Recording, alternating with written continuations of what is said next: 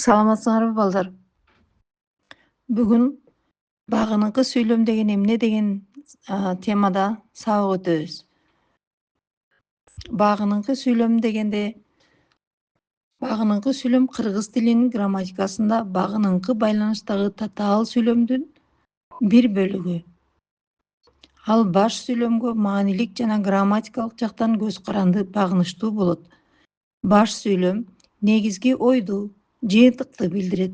Ал эми багыныкы сүйлөм баш сүйлөмдөгү ойдун ар кандай кырдаалын, мезгилин, себебин, шартын, ордун, максатын жана башкаларды көрсөтөт.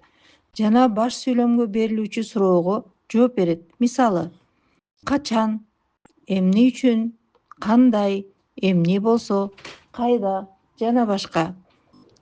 Негизги белгилери: багыныкы сүйлөм өз алдынча туруп толук маани бере албайт. Ал дайыма баш сүйлөмгө байланыштуу. Байламталар мисалы: үчүн, соң, кийин, карабастан, эгер жана башка деген байламталар байланышкан сөздөр катышат.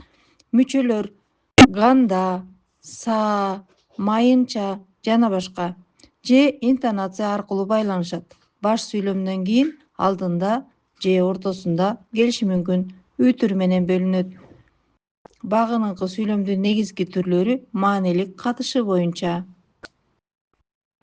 Мезгил багыныкы сүйлөм качан, качанга чейин, качантан бери деген суроолорго жооп берет. Мисалы: Касым жөнөп кеткенден кийин Майсалбектен кат келди.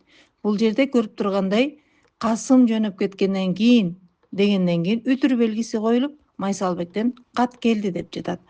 Шарттуу багыныкы сүйлөм эмне болсо, кандай болгондо, эмне болбой деген суроолорго жооп берет.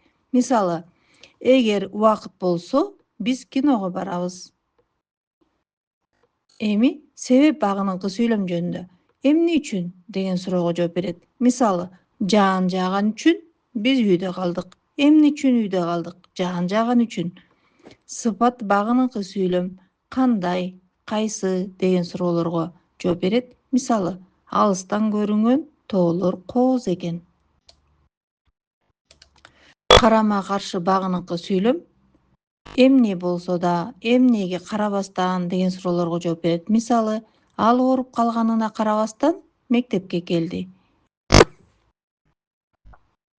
Эмнеге карабастан мектепке келди? Ал ооруп калганына карабастан мектепке келди.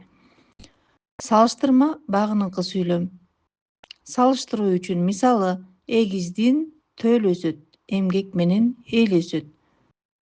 Бул эмнеге салыштырып жатат? Эгизден төл өсөт, эмгек менен эл өсөт.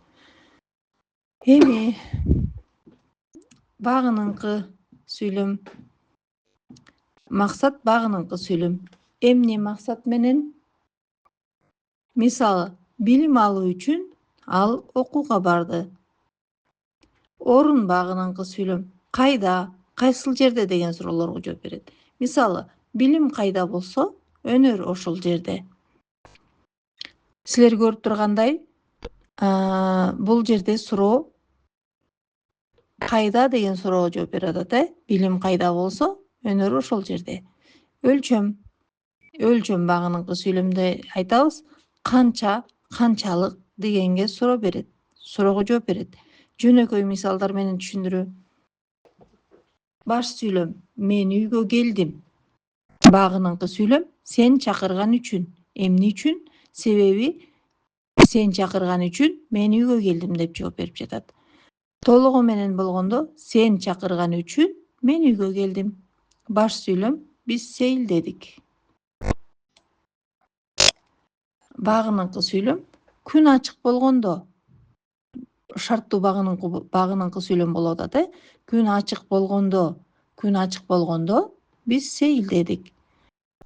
Бүгүн ушуну менен балдар багыныкы сүйлөмдүн жөнүндө мисалдарды келтире кеттик. Эми силер үй тапшырмага ушул сыяктуу баш сүйлөм түзүп туруп, анан ага багыныкы сүйлөм кылып кайрадан сүйлөм түзүп келесиңер. Жакшы калгыла балдар.